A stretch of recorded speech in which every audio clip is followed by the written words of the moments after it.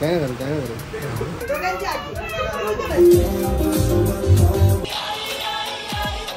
आता मला विचारायचंय, जर तुला मिथिला पालकरनी प्रपोज केलं तर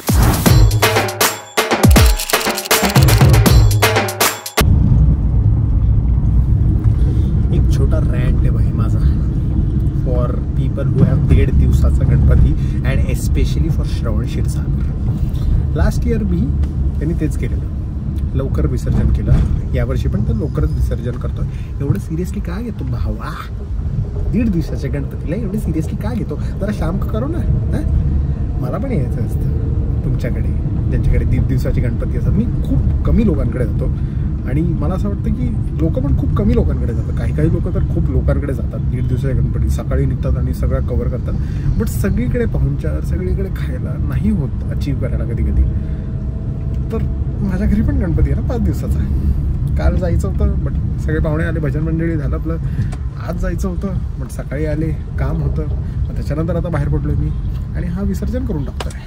सो श्रवण क्षीरसागरला जाऊन आत्ताच्या आत्ता सर्वांनी मेसेज करा आणि त्याला विचारा, का बाबा जरा थांब ना, जरा 7-8 वाजेपर्यंत कर ना, असं त्याला जाऊन सांगा प्रेमाने.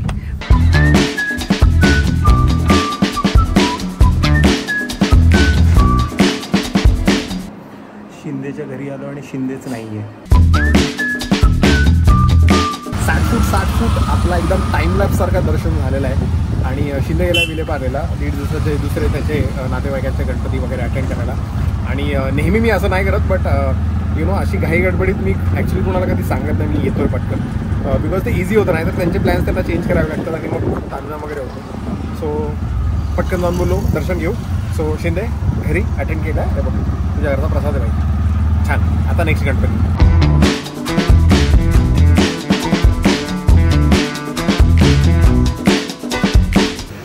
बघतोय बघ ओंकार आले. हा चल बघू नंतर. काय करू आता सुधारला तू जरा थोडा घाबरला थोडा. आधी गणपतीचा खूप आवाज वगैरे येतो. हातच नाही खूपच हे झालं. हे आहे गोसावीचे पप्पा, ज्यांना भेटून माझे नेहमी पॉडकास्टसारखे गप्पा सुरू होतात. आणि हा आहे गंधा, ज्यांनी आपल्या फेवरेट कंट्रीमध्ये म्हणजेच लंडनमध्ये आपल्याला ॲशेसचे तिकीट दिलेले. मला सौरभ आणि गोसावीला हा तिकडे स्वतः राहत होता आणि झमक्यास रेट्समध्ये आपल्याला तिकीट दिलेले. गोसावीच्या गणपतीचं दर्शन करून आपण गेलो गोसावीच्या घराच्या समोरच्या गणपतीचं दर्शन करायला. प्रीती म्हणजेच गोसावीची बहीण आणि चिकू शेड आपल्याला भेटली गोसावीकडे आणि ते बोलले की समोरच्या गणपतीचं दर्शन करायला जाऊ, बिकॉज त्यांना 100 वर्ष झालीत. तिकडे गेल्यानंतर त्यांनी आपला सत्कार केला आणि तिथे मला गेल्यानंतर कळलं की तिथे 5-6 मंदिरं आहेत एका मंदिरामध्येच, ज्याच्याबद्दल मी तुम्हाला नंतर सांगेल. बिकॉज आता आपल्याला फाट सूट निघायचं आहे घरी. माझी आत्या आणि माझी बहीण आलेली आहे, सो त्यांच्यावर फटकन चिल करायचं आहे. So 2 Ganpatis are done. आता अजून किती करायचे मला माहीत नाही, बट आता पहिलं घरी जाऊ आपण. नशीब डोंबिवलीवरून घर जवळच आहे. आणि गोसावीच्या आईच्या हातचं जेवण तिने दिलं ना, मला एवढं आवडलं ना. म्हणजे उकडीचे मोदक खाऊन असं होतं की बस करा बाबा, आता मला कसं तरी होतं आहे. एवढं गोड आणि एवढे उकडीचे मोदक खाल्ले की बस आता. सो असं जेवण भेटलं ना, असं उसळ भेटली, ती एक भजी भेटली, अशी पालेभाजी होती, चपाती, असं गुळाचं जेवण होतं आणि असं आवडलं मला.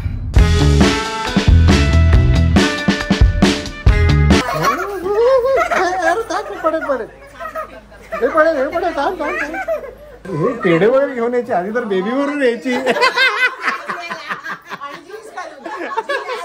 जीन्स दे झाली का? डुलक्या झाल्या का तुझ्या?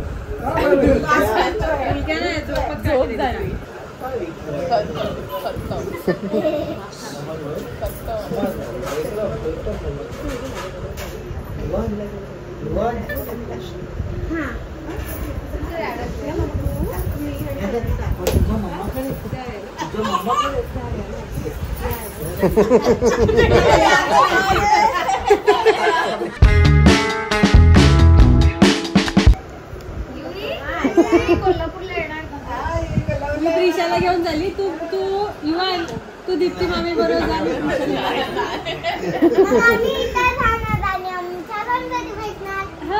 कोल्हापूरला नवीन गणपती आणणार.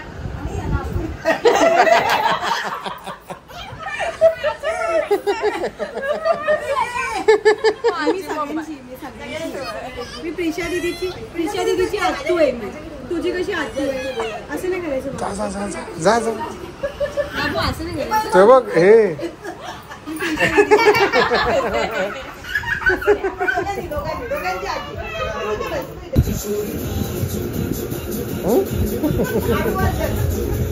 काय केलंय धोतीत? अरे अरे अरे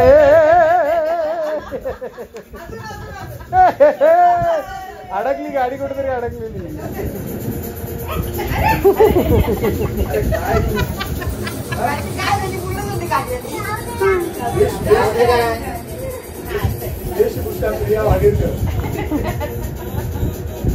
टावेल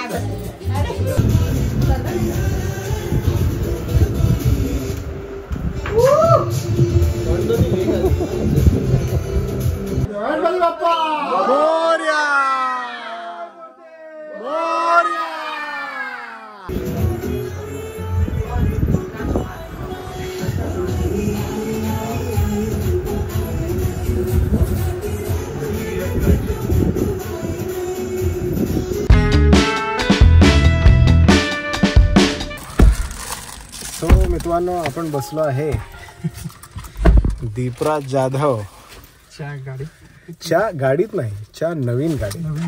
आणि जे तुम्ही मागे बघताय ते पण नवीनच आहे दीपराजच्या आयुष्यात.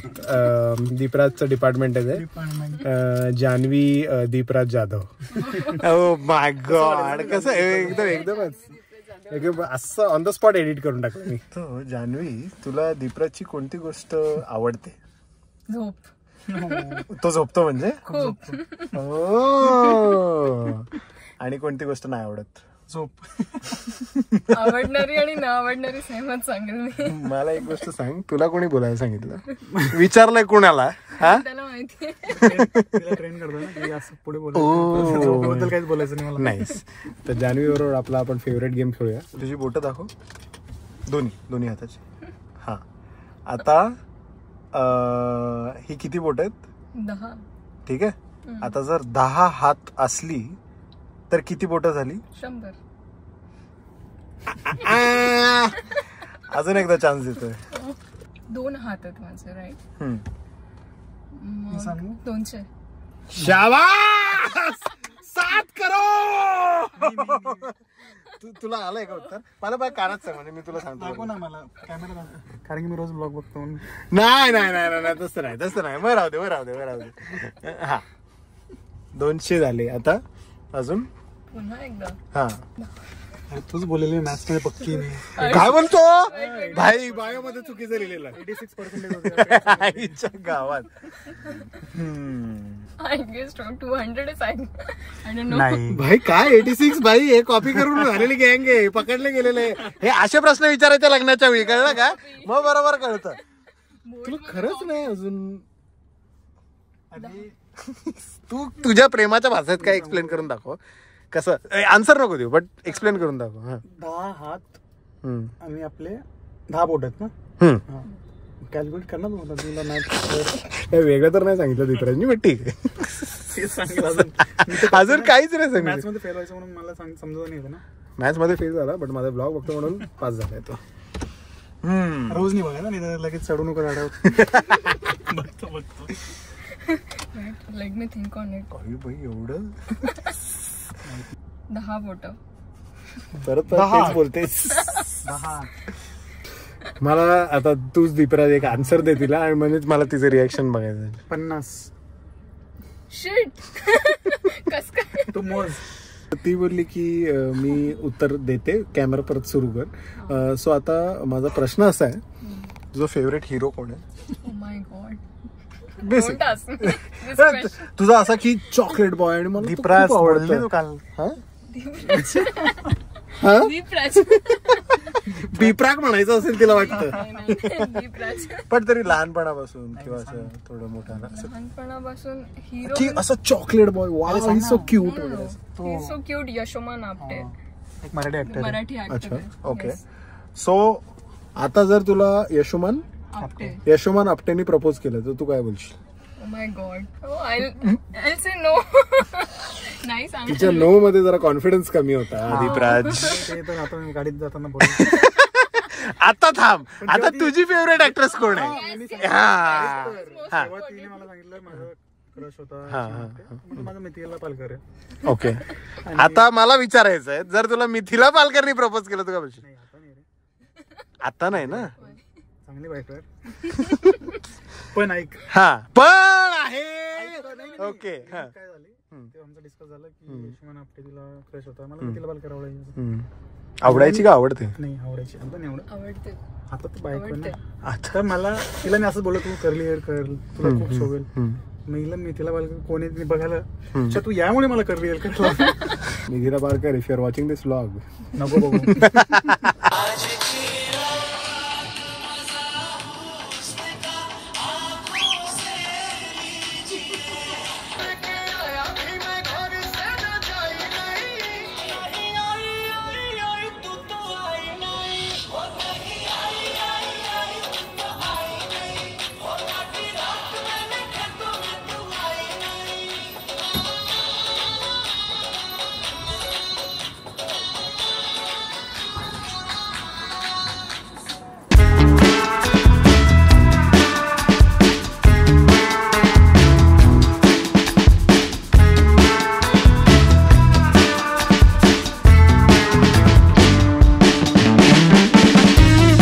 और फिर उसके बाद अपन सीधा लामलेट हो गए और अभी सुबह उठ गए.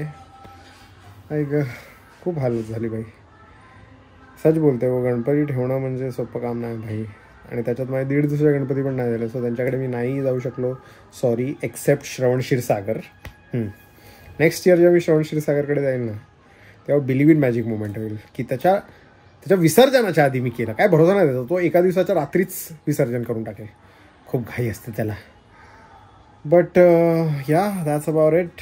1.5 दिवसाचे गणपती गेलेत अँड खूपच जास्त धावपळ बाई. माझी एवढ्या हालत होतं, आई बापांचे काय हालत असतील. आणि बघू आता कोण कोण येतं, आज काय काय होतं. And the comment of the day of the last vlog is actually a lot.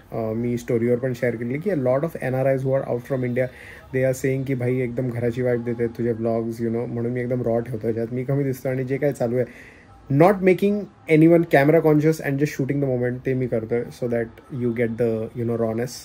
So I hope you are liking it. तुमचे पण जे मित्र असतील जे बाहेर असतील ते घराला मिस करत असतील तर प्लीज माझे ब्लॉग शेअर करा, प्लीज त्यांना सबस्क्राईब करायला सांगा, बिकॉज 5 days आपले ब्लॉग्स येणारच आहेत. And also we have entered the 90s, the nervous 90s.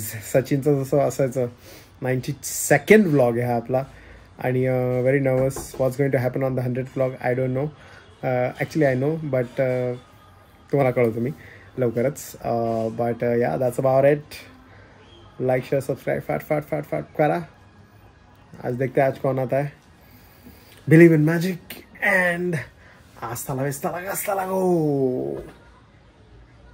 ये बैट का गिव अवे और वो टी शर्ट का गिव अवे बाकी है. अगले व्लॉग में समझेगा.